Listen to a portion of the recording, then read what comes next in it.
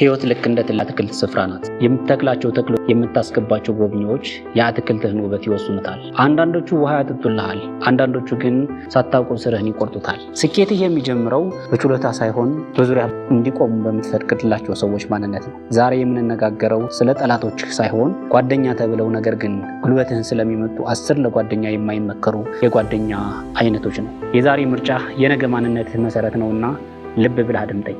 10 መጥፎ የጓደኛ አይነት። የመጀመሪያዎቹ ትችትን የሚያበዙ ጓደኞች ናቸው።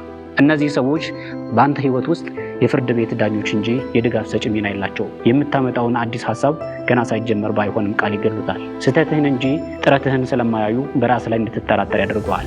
ይህ ባህሪያቸው ደግሞ የሚመነጨው የራሳቸውን ውድቀት በአንተ ላይ ለመጫን ካላቸው ፍላጎት ነው። እነርሱ ጋር ስትሆን ሁልጊዜ ጥንቃቄ ታደርጋለህ፣ ምክንያቱም የሚሰነዝሩ የቃላት ቀስት ልብህን እንደሚሰብር ስለምታውቅ ነው። ማበረታቻ ሳይሆን ነቀፌታ የህይወታቸው መዝሙር ነው።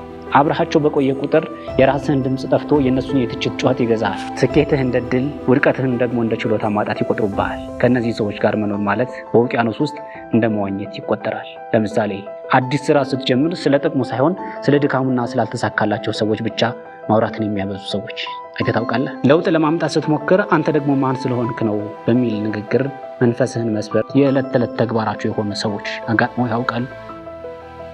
ሁለተኛዎቹ ደግሞ ሲበዛ ራስ ወዳድ ወይም ዘ ቴከር የሚባሉት ጓደኞች ነው። ግንኙነታቸው በመስጠት ላይ ሳይሆን በመቀበል ላይ ብቻ የተመሰረተ ነው። ለአንተ የሚሰጡት ጊዜም ሆነ ትኩረት የላቸውም። ነገር ግን የእነርሱን ፍላጎት ሲነሳ ዓለም መቆም እንዳለባት ያስባሉ። በዙሪያቸው ያሉ ሰዎች እንደ መጫወቻ እንጂ እንደ ሰብአዊ ፍጡር ያዩ። ይህ ጥገኛ ባህሪያቸው ቀስ በቀስ ያንተን ስሜታዊና ቁሳዊ አቅም ያሟጥጥብሃል። ሲመቻቸው ወዳጅ፣ ሲቸገሩ ደግሞ ዘመድ ይሆናሉ። አንተ ስትቸገር ግን ፊታቸውን ያዞራሉ። የእነርሱን ፍላጎት ለማርካት ስትል የራስን ህይወት እንድትረሳ ያደርጉሃል። በአንድ በኩል የሚፈሱ ውሃ እንጂ የሁለትዮሽ መስተጋብርም የላቸው። ካልሰጠሃቸው በቀር ዋጋህን አያውቁትም። መስጠት ስታቆም ደግሞ እንደ መጥፎ ሰው ይቆጥሩሃል። ልባቸው ክፍት ሳይሆን ኪሳቸው ካንተ ለመውሰድ ብቻ ነው የሚከፈተው። ለምሳሌ ገንዘብ ወይም እርዳታ ሲፈልጉ ብቻ ደጋግ እየደወሉ አንተ ስትፈልጋቸው ግን ስልክ አለማንሳት የሚያዘወትሩ ሰዎች፣ በጋራ ስራ ላይ ድካሙን ለአንተ ትተው ውጤቱ ሲመጣ ግን ግንባር ቀደም ሆነው መታየት የሚፈልጉ አይነት ሰዎች ናቸው። ሶስተኛዎቹ ደግሞ ቀናተኞች ጓደኞች ይባላሉ። ያንተ ስኬት የእነሱ ውድቀት የሚያጎላባቸው ይመስላቸዋል። ፊትህ ላይ ደስተኛ ቢመስሉም ውስጣቸው ግን በእሳት ይቃጠላል። በስኬትህ ላይ እድለኛ ነህ በማለት ጥረትህን ያቃልላሉ። እውነተኛ ጓደኛ አብሮ ይስቃል። ቀናተኛ ግን ፈገግታን ለመስረቅ ጥበብ ይፈልጋል። የአንተ ብርሃን ሲበራ እነሱ ጨለማ ውስጥ ያሉ ይመስላቸዋል። አንተን ከፍ የሚያደርጉ ሰዎች ማየት አይፈልጉም። ይልቁንም ዝቅ የሚያደርግ ወሬ ይፈልጋሉ። በድብቅ ያሴራሉ፣ ነገር ግን በግልጽ ያመሰግኑሃል። የእነርሱ የደስታ ምንጭ የአንተ መውደቅ ወይም ማጣት ነው። አብረሃቸው ባለህ ጊዜ ስኬትህን ለመናገር ትፈራለህ፣ ምክንያቱም ምላሳቸው ቅዝቃዜ ነው። እነዚህ ሰዎች ልክ እንደ ዝገት ናቸው። ሳታውቀው ውስጣዊ ብርታትህን ይበሉታል። ለምሳሌ አዲስ ቤት ወይም አዲስ መኪና ስትገዛ ቆንጆ ነው፣ ነገር ግን እንዲህ ያለውን ለምን አልገዛም ብለው ማጣጣልን የሚያዘወትሩ። በስራ ስትሾም አለቃ ስለሚወድህ እንጂ እኮ ችሎታ ኑሮህ አይደለም ብለው መናገርን የሚያዘወትሩ አይነት ሰዎች ናቸው። አራተኛዎቹ ጓደኞች ደግሞ ነገር አቀባዮች ወይም ሐሜተኞች ዘጎሲፕ የምንላቸው ናቸው። እነዚህ ሰዎች የሌላውን ሰው ህይወት እንደ መዝናኛ ድራማ ያዩታል። መረጃን የሚያቀብሉት ለግንኙነት ሳይሆን ለጥፋት ነው። ዛሬ የሌላውን ሰው ሚስጥር ለአንተ የሚነግሩ ከሆነ ነገ ያንተን ሚስጥር ለሌላው እንደሚሸጡ ጥርጥር የለው። ሐሜት ባለበት ቦታ እምነትና ታማኝነት መኖር አይችልም። ንግግራቸው በሙሉ ስለ ሌሎች ሰዎች ስህተትና ድክመት ነው። አንተ በሌለህበት ቦታ ስምህን የሚያጠፉት የመጀመሪያዎቹ እነሱ ናቸው። ወሬ እንደ መርዝ ነው። ቀስ በቀስ ማህበራዊ ግንኙነቶችን ይበክላል። የእነርሱ ትኩረት በፈጠራ ወይም በእድገት ላይ ሳይሆን በሰው ጓዳ ላይ ነው። ሚስጥርህን ለእነሱ መስጠት ማለት ለጠላት መሳሪያ እንደማቀበል ይቆጠራል። ለምሳሌ ይህንን ለማንም እንዳትናገር ብለው የሌላውን ሰው የግል የትዳር ሚስጥር ላንተ ያወሩልሃል። በአንድ ቡድን ውስጥ በመካከላቸው ያለውን ሰላም በውሸት ወሬ ማናጋት መገለጫቸው ናቸው። አምስተኛዎቹ ደግሞ ሁኔታ አይተው የሚከተሉ ወይም የሁኔታ ጓደኞች የምንላቸው ናቸው። እነዚህ ሰዎች የህይወት ጥገኛ ተጓዦች ናቸው። መርከብህ በሰላም ስትጓዝ አብረው ይቀዝፋሉ። ማዕበል ሲመጣ ግን የመጀመሪያዎቹ ዘለው የሚወጡ ናቸው። ችግርህ እንደ ተላላፊ በሽታ ስለሚፈሩት በጭንቅህ ጊዜ ጥላቻ ሳይሆን ርቀት ያሳዩሃል። እውነተኛ ወዳጅነት የሚፈተነው ደግሞ በጨለማ እንጂ በብርሃን አይደለም። ጥቅምና ደስታ ባለበት ቦታ ሁልጊዜ ቀዳሚዎች ናቸው። ህይወትህ ፈተና ውስጥ ስትገባ ግን ስልካቸው አይሰራም። የእነሱ ፍቅር ለጥቅማቸው እንጂ ላንተ አይደለም። አንተን የሚፈልጉት የምትሰጣቸው ደስታ ወይም ክብር ብቻ ነው። ከእነዚህ ሰዎች ጋር ያለ ግንኙነት ልክ እንዳረፋ ነው። በትንሽ ንፋስ ይጠፋል። በብቸኝነትህ ጊዜ የማይቆሙ ሰዎች በድልህ ጊዜ አብረው እንዲቆሙ አትፍቀድላቸው። ለምሳሌ በፓርቲና በደስታ ጊዜ የማይጠፉ ነገር ግን በሀዘንና በችግር ጊዜ ደግሞ አልሰማሁም የሚሉ ሰበብ አቅራቢ ጓደኞች አጋጥሞ ያውቃሉ? ስልጣን ወይም ሀብት ሲኖርህ የሚከተሉ ስታጣ ግን የማያውቁህ የሚመስሉ ጓደኞች ናቸው። ስድስተኛዎቹ ጓደኞች አይነቶች ደግሞ አንተን የሚቆጣጠሩ ተቆጣጣሪዎች ናቸው። የአንተን ህይወት መሪ ለመያዝ የሚሞክሩ ሰዎች ናቸው። ውሳኔዎችህ፣ ጓደኞችህንና የምታደርጋቸው እንቅስቃሴዎች በሙሉ በእነርሱ ፈቃድ እንዲሆኑ ይፈልጋሉ። የእነርሱን ምክር ካልተቀበልክ እንደ ጠላት ሊቆጥሩ ይችላሉ። ይህ ባህሪ ነፃነትን የሚቀማና የራስህን ማንነት እንድታጣ የሚያደርግ መርዘኛ ባህሪ ነው። ለአንተ ብዬ ነው በሚል ሽፋን ማንነትን ያፍኑታል። በህይወትህ ላይ ባለቤትነት እንዲሰማህ አይፈቅዱልህም። የእነርሱ ፍላጎት አንተን የእነሱ ሮቦት ማድረግ ነው። ምርጫህ አይከበርም። ይልቁንም ምርጫቸውን ይጭኑብሃል። አብረሃቸው ስትሆን ሁልጊዜ ፈቃድ የምትጠይቅ ይመስልሃል። ይህ ግንኙነት ሳይሆን እስር ቤት ነው። ለምሳሌ ከገሌ ጋር አትታይ፣ እርሱ አይመጥንህም በማለት ጓደኝነትን ራሱ እነሱ ለመምረጥ የሚሞክሩ አይነት ሰዎች ናቸው። እንዲሁም የገንዘብ ወይም የጊዜ አጠቃቀምህን ካለፍላጎት ለመቆጣጠር የሚሞክሩ አይነት ሰዎች። ሰባተኛዎቹ ደግሞ ተጠቂ መሆን የሚወዱ ወይም ሰበበኞች። እነዚህ ሰዎች ለደረሰባቸው ውድቀት ሁሉ ተጠያቂው ሌላው ሰው እንደሆነ ያምናሉ። ኃላፊነት መውሰድ ስለሚከብዳቸው ሁልጊዜ ማማረርና መክሰስ ስራቸው ነው።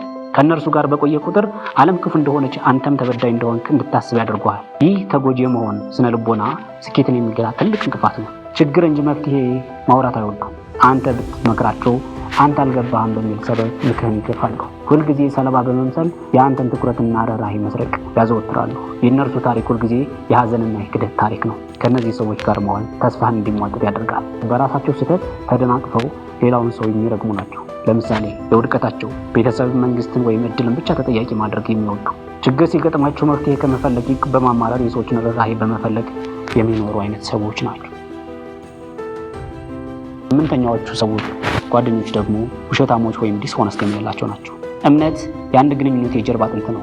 ውሸታም ሰው ደግሞ ይህን አጥንት የሚሰብር ነው። እውነታን ለራሳቸው ጥቅም ሲሉ ያጣጥማሉ።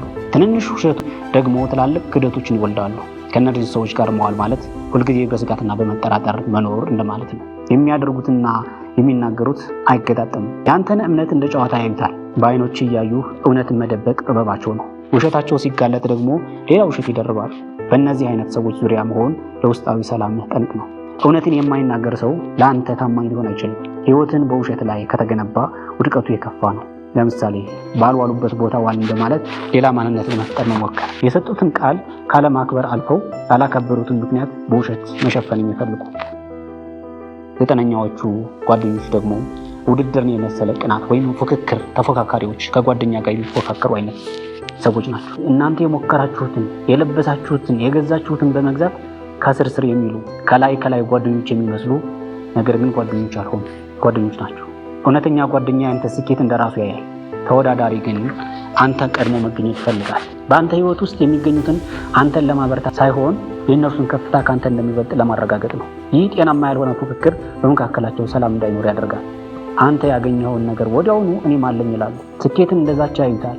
በጓደኝነት ስም የተሸፈነ ጦር ሜዳ ይፈጥራሉ። አብረሃቸው ስትሆን ደስታን በነፃነት መግለጽ አትችልም። የእነርሱ አይምሮ ሁልጊዜም በንጽጽር የተሞላ ነው። አንተ ስትቀድም ያዝናሉ፣ አንተ ስትዘገይ ግን ይደሰታሉ። ጓደኝነት መደጋገፍ እንጂ የሩጫ ውድድር አይደለም። እነርሱ ግን መስመር ይዘው ይጠብቀዋል። ለምሳሌ አዲስ ስልክ ስትገዛ እነሱ ካንተ የተሻለ እንደሚገዙ ወይም እንዳላቸው ያወሩሃል። አንተ ያመጣኸውን ውጤት ለማሳነስ የእነርሱን ትልቅ ስኬት አድርገው ደጋግሞ ማውራትን የሚወዱ ናቸው። የመጨረሻዎቹ ጓደኞች ደግሞ አሉታዊ አመለካከት ያላቸው ጓደኞች ናቸው። እነዚህ ሰዎች በማንኛውም መፍትሄ ውስጥ ችግር ፈልገው ይመጣሉ። አዎንታዊ ዜና ብትነግራቸው እንኳን ወደ አሉታዊ የሚቀይሩበት ጥበብ አላቸው። ተስፋ አስቆራጭ ንግግራቸው ልክ እንደ ጭስ ቀስ በቀስ ውስጣዊ ጉልበትን ያፍነዋል። ስኬት ብሩህ አይምሮውን ይፈልጋል፣ እነሱ ግን ጨለማን ይዘራሉ። በዙሪያ ፀሐይ ስትወጣ እነሱ ደግሞ ደመና ብቻ ነው የሚያዩት። አብረሃቸው በቆየ ቁጥር የመድከምና የመሰልቸት ስሜት ይሰማዋል። ለለውጥና ለእድገት ፍላጎት የላቸውም። ዓለምን የሚያዩበት በጥቁር መነጽር ነው። ከአሉታዊ ሰው ጋር መዋል ማለት መርዝ እንደመጠጣት ማለት ነው። ህልምህን ይገድላሉ፣ ጉልበትህን ይበላሉ፣ ተስፋህን ያጨልማሉ።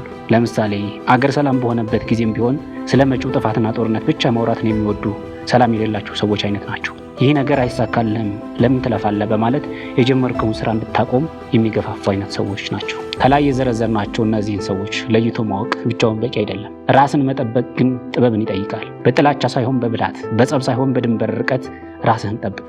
አንዳንዶቹን በሩቅ ሰላም ማለት፣ አንዳንዶቹን ደግሞ ከልብ በር ላይ ማስቆም የግድ ይላል። የጊዜና የሰላም ዘበኛ ሁን። ምክንያቱም ማንነት የሚቀረጸው አብረሃቸው በምትቆያቸው ሰዎች ነው።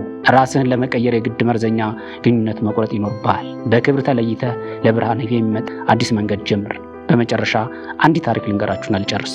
አንድ ጊዜ አንድ ወጣት ወደ አያቱ ቀርቦ የህይወት ዋጋ የሚወሰነው በምንድን ነው ብሎ ጠየቃቸው። አያቱም 2 ድንጋዮችን ሰጡት። አንዱን ድንጋይ ይዞ ወደ ገበያ እንዲሄድና ዋጋውን ለሚጠይቁት ሁሉ ሳይናገር 2 ጣቶቹን ብቻ እንዲያሳይ ነገሩት። ገበያ ውስጥ ሄዶ አንዲት ሴት መጥታ ዋጋውን ጠየቀችው። 2 ጣቶቹን አሳያት። 2 ብር አለች። እርሱም ዝም አለ። ቀጥሎ ወደ ሙዚየም ሄደ። እዚያም አንድ ሰው ጠየቀው። 2 ጣቶቹን አሳየው። 2000 ብር አለ። በመጨረሻም ውድ የጌጣጌጥ መሸጫ ቤት ሄደ። ባለቤቱም ድንጋዩን አይቶ ይሄማ ብርቅዬ አልማዝ ነው፣ 200,000 ብር እከፍላለሁ አለ። ወጣቱ ተገርሞ ወደ አያቱ ተመለሰና አያቱ እንዲህ አሉት፣ ልጄ የህይወትህ ዋጋ የሚወሰነው ባለህበት ቦታና አብረው ባሉ ሰዎች ነው። አየህ ወዳጄ፣ ገበያ ላይ ያለ ከመሰለ ዋጋ 2 ብር ነው። በአድናቂዎችና በአነቃቂዎች መሃል ከሆንክ ደግሞ አንተ ውድ አልማዝ ነህ። ስለዚህ በዙሪያ ያሉት ሰዎች ዛሬውኑ ፈትሽ። ህይወት አጭር ናት። ለሚያረክሱ ሰዎች የምትሰጣቸው ትርፍ ሰዓት የለህም። ራስህን ውደድ፣ ከምርጦች ጋር ተራመድ። ያኔ ዓለም ያንተን እውነት ብርሃን ታያለች።